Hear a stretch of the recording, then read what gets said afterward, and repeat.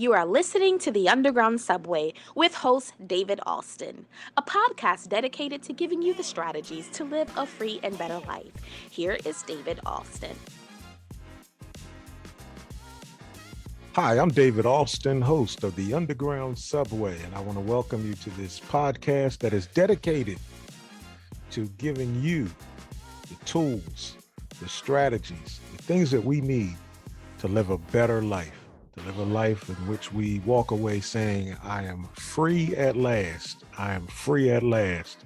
Thank God Almighty, I'm free at last. Listen, Harriet Tubman, she led so many to freedom with the Underground Railroad. We're doing the Underground Subway because it's a modern version of what we are doing to take you from the chains of bondage and offer you what you need to do to become liberated. What does liberated means? It means to think, to act, to function, to live your life without restraints. So many of us have so many restraints, so many things holding us back. Well, by the time you finish listening to this podcast, my friends, you're going to walk away saying, I know exactly what I need to do to live a better and freer life. Here's one of the things that I really want to drive home in this podcast. Whenever Harriet led someone to freedom, she didn't just lead them to freedom. She led the person, the individual, as well as their children. I don't want to be free and have my family, my children, my grandchildren, my nieces and nephews still in bondage. I want us all to be free. When I come out, we's all coming out. So we're coming out and we're going to be free and liberated the next generation as well. Listen, my friends, I am excited to have a special guest with me for this edition of the Underground Subway. I'm excited that he has consented to join us, and I want to introduce him and bring him on so that he can share with us some of his strategies that we can use to be free. One of the things that I enjoy about doing this podcast is that you think that this podcast helps you, but no, it helps me as well. My guest for this edition of the Underground Subway is Michael T. Brown. Let me tell you a little bit about Mr. Brown. With great purpose and passion, Michael T. Brown, who is a licensed professional counselor, has been empowering individuals, families, and communities with tremendous success for over 20 years. Michael serves as the principal of Brown's Leadership Consulting, which provides counseling support to individuals and families, consulting services to organizations and businesses. Michael also served as a national trainer for the Y Try LLC, one of the nation's leading resilience education programs that specializes in student achievement. Michael also partnered with the DC Office of the Attorney General to serve as a trainer for their Violence Interrupter program in 2020. Michael has authored Born to Achieve, a and a beautiful challenge. In 2013, Michael hosted The Brown Bag with Michael T. Brown on Blog Talk Radio, interviewing some key community difference makers and flashing the spotlight on the pertinent issues facing our society. Michael is committed to empowering others and communities through education, inspiration, mobilization. Michael also enjoys spending time with family and friends. And we are so grateful that we can call ourselves friends that he is spending time with for the Underground Subway. Thank you, sir, for joining us, our special guest, Michael T. Brown. Thank you, my friend, for joining us on the Underground Subway. Good evening, David. I appreciate the invite. I look forward to our conversation. All right, let's jump right into it. Let's jump right into it. Uh, you know, uh, as a one of the things that I want to get into, if we can, right from the start, is I am very proud of my heritage. I'm very proud of my lineage. And when I look at my family tree and I can see Harriet Tubman in the family tree, she did her part, but now she's gone. Yeah. Now it's my turn. And so, because it's my turn, now I am doing what I can do to help lead others to freedom, to a better lifestyle when we say freedom. My question to you is, if I'm doing my part, what can we do to better inspire and prepare the next generation of leaders so that when we're gone, they can step up and carry the torch? That's a great question, David, and I appreciate the introduction and the warm welcome.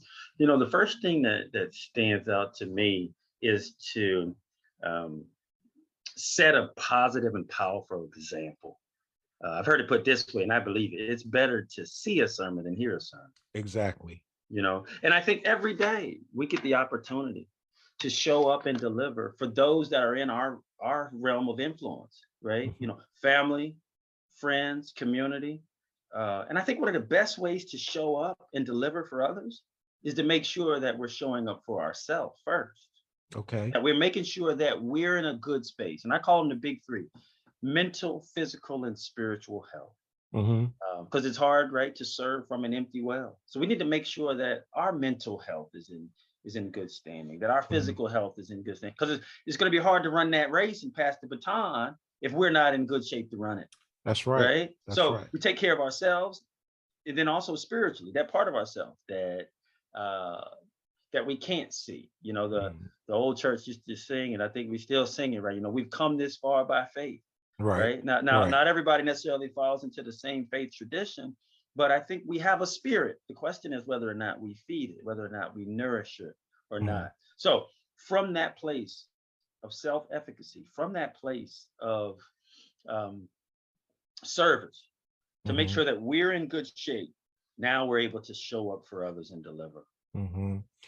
Which one is the most difficult of those three that, you mentioned the three areas that we need to keep? Which one do you think is the most difficult?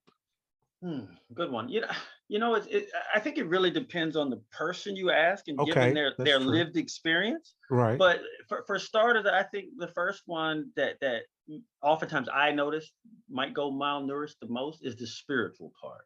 Okay. And that can be for a lot of different reasons. But a lot of times, it's hard for people to connect with things that, are intangible, right? We can know mentally whether or not we're advancing or growing, right? Are we reading the right books? Are we connecting to the right materials? Are we growing or learning it from an academic standpoint? Those things are more measurable. Physical health, we can look in the mirror, we can know what the doctor report says physically. Spiritually, that can be more challenging. Where am I with issues of character? Where am I on issues of dealing with my goals, my dreams, my drive, my motivation? That report card can be a little more difficult to ascertain. Right. So I would say the spiritual component stands out for me. You said a key word there, or key phrase, two words, but it's a key phrase that I want to touch on, because you're thinking about strengthening, becoming better.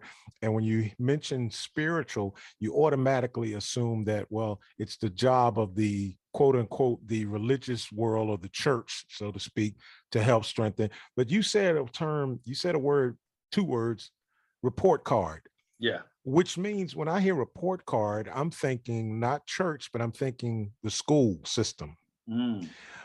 How does the school system play a role in strengthening the next generation, whether it's spiritually? We know they're going to play a role physically because, ever since perhaps one of my most tortured memories is growing up having to deal with PE and, I hated to climb the rope and all of that stuff. And I'm old enough to where we had to dress out in elementary and junior high school. But now things are different. But what role or factor does the school system play in strengthening? Let's talk about the school system. Yeah, I think, obviously, there's separation of church and state. So you might not come into math class and somebody's going to break out the Bible and, you'd have been, in that. But I think for the moral character aspect of it, schools can play a tremendous role, particularly when you think about how much time students spend in school. Some of my background, you read earlier, has been as a school counselor. And I was intentional about talking about character education. Being honest, trustworthy. What does it mean to be a good citizen? What does it mean to show up in our community? And for that young person, right, to show up in their school community, on the bus, at the bus stop, in the classroom. Teachers, educators, leaders who get it, who really get it, the opportunity that they have to shape young minds and to help propel them into the future, take that seriously. And I Mhm. think schools can play a tremendous difference in that. I mean, and most people, if you ask them, who was your favorite teacher? Oftentimes they'll Mhm. perk up and they'll just think of memories, right? Maybe it was Mhm. that one person in the school building who they knew had their back or believed in them. And I Mhm. always say that never underestimate the impact of one individual showing up for somebody. Mhm. And for some, it's not That's always right. in the home. Sometimes it's outside the home. That's right. That's Yeah. right. Well, what can we do? Do you feel that, in your opinion, the school system is currently doing everything that it can, or can it be better? Or Absolutely, we can be better. Ultimately, the proof is in the pudding. The school divisions that are going back to the word report card, right? That can show, uh, you know, academic excellence. That can show behavioral excellence in every facet across this nation. Some obviously do it better than others, and I think it's Mhm. important to connect with those that do it at a high level. My background as a national trainer with the Y Tribe program was to go around and help educators connect to their students. And it Mhm. helped them ask the question, why should we try? Why pursue our goals? Why should we not give up on ourselves? Why should we show up every day in school and do the work? And in my experience in working with educators, oftentimes what's needed, I'll put it this way, David, a lot of times it's not a lack of will. Mhm. Sometimes it's a lack of skill. Okay, Some things just have not been taught when it that's comes true. to how to connect and engage students. Mhm. So through engagement, and one of the principles was the 3 R's of learning. It is not is we heard the other 3 R's, right? Reading, writing, and arithmetic. Well, there's the other 3 R's that we talked about: relationships, Mhm. relevance, and resilience. So we need the reading, writing, the arithmetic. But what about the relationship building? Some kids are going to Mhm. perform because someone believes in them. They've That's built a right. relationship with them. That we make it relevant. How does my education show up relevant in my choices and in my life moving forward? And Mhm. third, resilience. We can teach people how to bounce back from adversity. Mhm. So, um, could we do better? Absolutely. Every day is an Yep. opportunity to do better. I'm laughing because I remember growing up in school. If I had $1 for every time I asked my teacher, how is X minus Y equal 3 plus 2 going to, how's that Yeah, going to how's that going apply to to me? help me? Michael, I spent years, 20 years in education, Yeah. working with children with disabilities, and I worked in the classroom with children with behavior issues. And working with them, uh, the number one key to working with them is the same thing I did when I was a football coach. It's Hmm. like you said, relationships. Relationships. If you build that relationship, I wasn't the best coach with X's and O's, but we won games because I knew how to get my players to run through a wall for me. There you Because go. before every game, we take a knee and we'd say a prayer, Hmm. and I tell them I love them, Yeah. Yeah. and that meant a lot to these kids. But going back to the kids with the behavior issues, a lot of times the biggest struggle wasn't just the kids; it was having that, I call it, that triangle between the classroom, the student, and the parent. How important is it for parents to be involved in the educational process? Oh, it's pivotal. It's key. You know, parents who are present and are willing to engage with the school in a positive way are often just going to get better results for that child. And, you know, when I was in the school system, we had what we called a parent liaison. And it was somebody who was literally hired by the school division to connect with the parents. Mhm. But in any relationship, right, David, if you want to dance, not just individually, you're going to need a dance partner. That's So as right. parents show up to be that partner with the school, right? And come open-minded, willing to find solutions.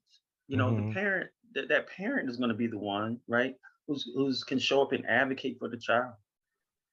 who can have maybe some tough conversations to give some background history of what the child may be experiencing before you just toss them out or suspend them or just kind of throw your hands up. Oftentimes the parents who show up and advocate, not just advocate through their words, but advocate through their actions. That's advocate by, okay, you can't sit down and help them do the algebra.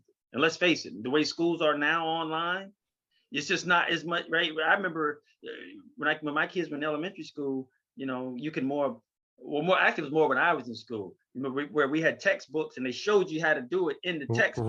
Right. Now, right. Parents are like, man, I can't help this kid online. He's online doing his work. I don't know. Right. Now, if it wasn't going YouTube, it research. I was going to say YouTube and Google. That's the yeah. But it's the desire, or getting that child that tutor, right, or knowing the background, the history that you can explain to the child. Here's my child. Right. Right. I know what he's doing in class, but let me show you the Johnny I know. And if you can work with him, this is what works with him. This is what does not work with him, right? Then we can get better results. So are you saying that parents shouldn't feel as though the school is a daycare center? No, it's a learning institution, and parents, right, in many ways are the first teacher.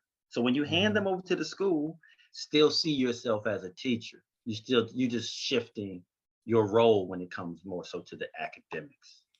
Well, how can we make this next generation? Where are you located? I'm in Woodbridge, Virginia. I'm about Woodbridge, Virginia. All right, you're not that far from. Not far from me at all. Right, I'm about 23 miles of DC. Right. Yeah. Well, I grew up in Philadelphia. Okay. And one of just my up the road there. Yeah.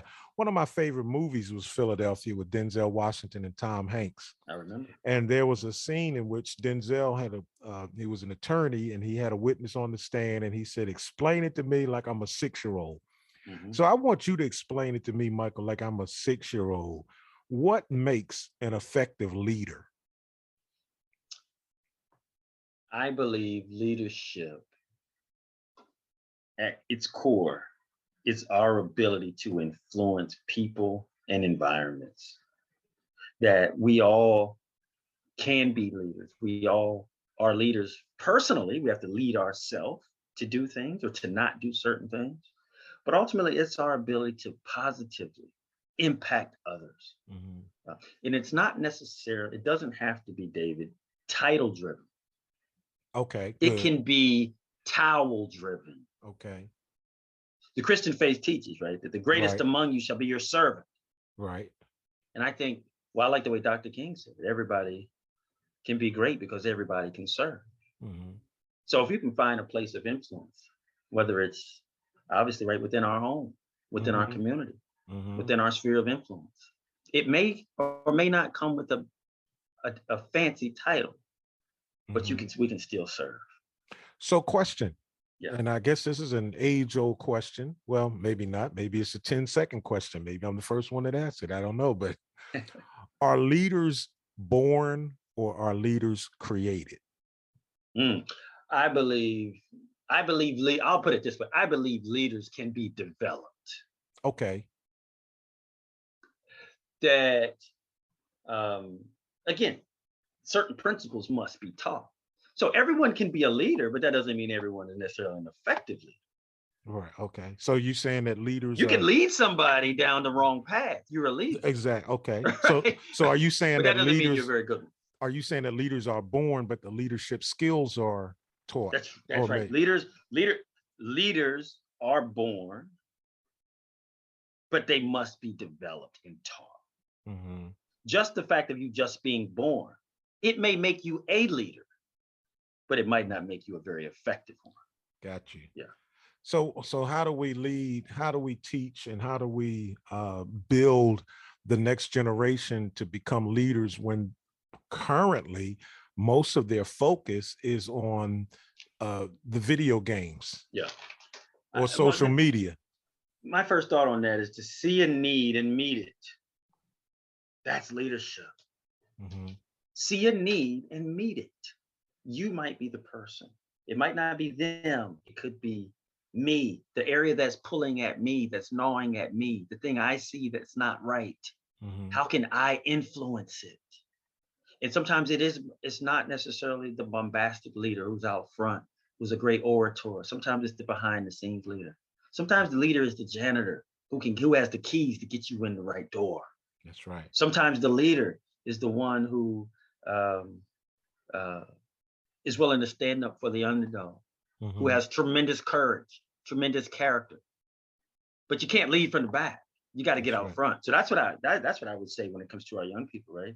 The same leadership you show in putting your image in your likeness, in your music choices, in your dress, your paraphernalia, the culture, your style, that same leadership that you show in putting that on TikTok, Facebook, Snapchat, Instagram, maybe you drop a positive message in there. Maybe it's already being dropped, right? Where I'm seeing a generation, David, of young people standing up.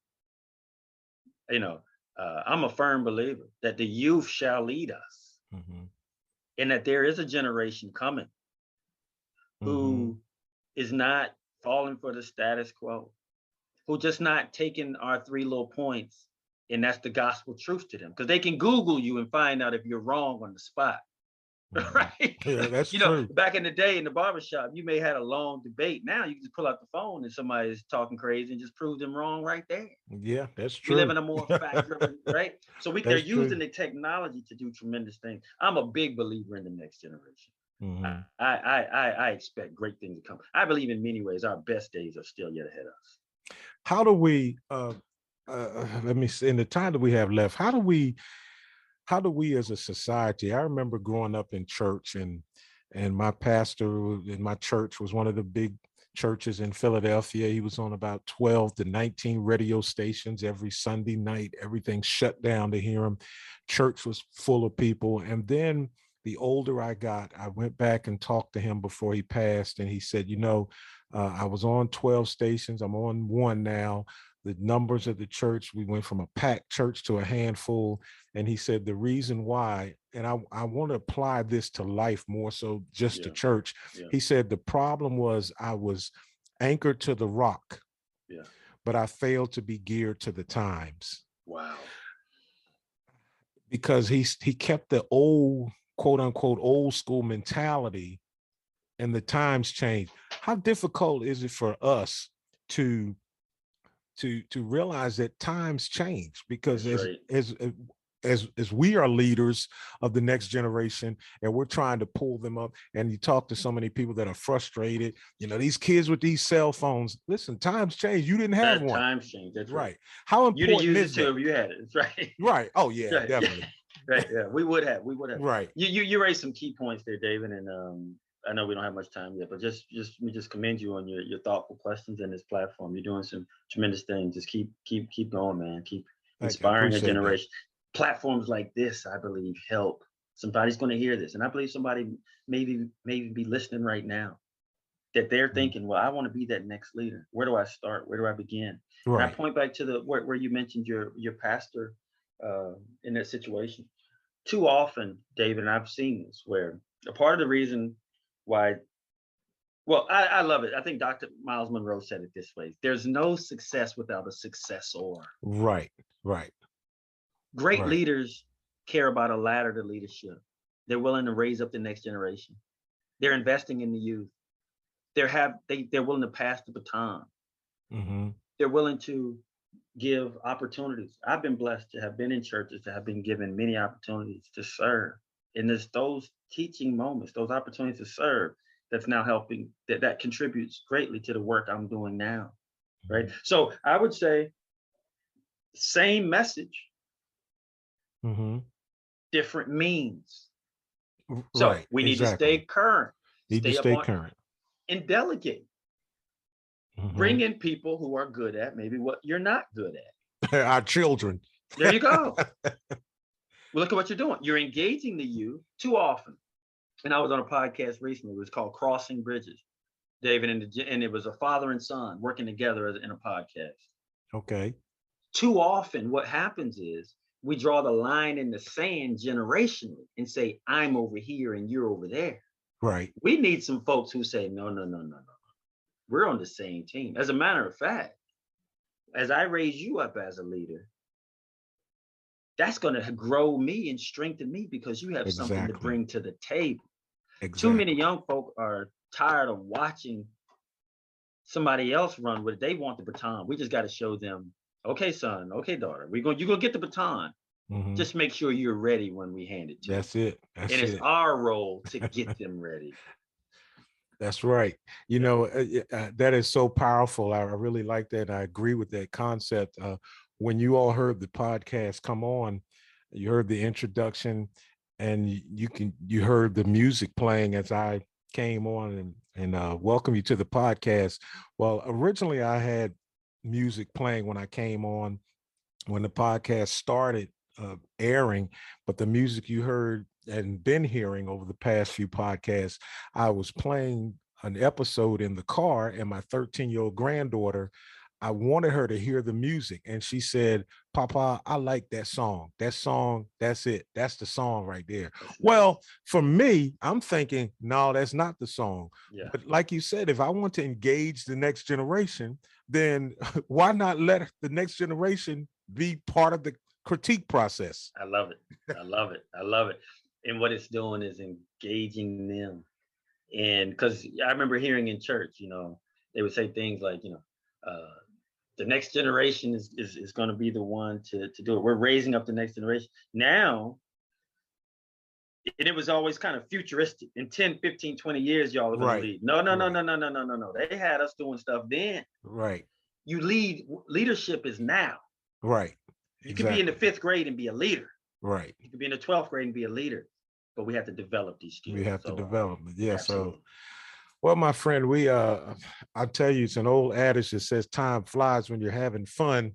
And time has definitely flown by, but I have gained so much, and I don't think we scratched the surface on the things that you were able to tell us about your expertise. So, one final question: would you come back in another time, and maybe we can finish this? Absolutely, it's great to be invited, but All it's right. really great to be invited back. So I received that. All right. I look forward to it. Right. Part 2 coming up. Tell us something, how we can get in touch with you, what you're doing that we can tap into, whether it's websites or material or something. Tell us about how we can connect with you and join forces with what you're doing. Absolutely. I appreciate that. And again, thanks for having me. I can be found at my website, brownsleadership.com, Browns with an S, leadership.com. There you can find my social media handles and my email and connect with me from there. I do speaking engagements. I'm a licensed therapist and I love connecting with people and I would love to hear from your listeners. All right. Well, thank you, Michael Brown, for joining us. I appreciate it. I want to thank our listeners for taking time out of your busy schedule. I know that it is not just something that you have to do. No one is making you listen to it, but you are listening to this podcast because you believe in the message that we're sending forward. And I want to thank you for doing that. I want to thank you for, if you're listening in the car or at work with your AirPods, wherever you may be listening, at home with your big Bluetooth speaker, any way that you're listening, it means so much that you are supporting this podcast. Listen, well, again, I want to give a special thank you to Michael Brown, my guest, who is taking time out of his busy schedule doing podcasts all over the globe, and he has taken time to be with us. My friends, as we prepare to leave the underground subway for this edition, this episode, I want to challenge you. Tonight, before you go to bed, I want you to do me a favor. I challenge you. Find a mirror somewhere in your house. Look yourself right in the eyeball. Just stare at yourself and ask yourself a question. Today, did I do something to make this world a better place? Or did I simply waste another day? Think about that. Think about that. We don't have any more days to waste. We have no more time to waste. Tomorrow, do something to make this world a better place. Thank you for joining us, and I will see you next time right here on the Underground Subway and listening to the music that my granddaughter picked out. Have a great today and a better tomorrow.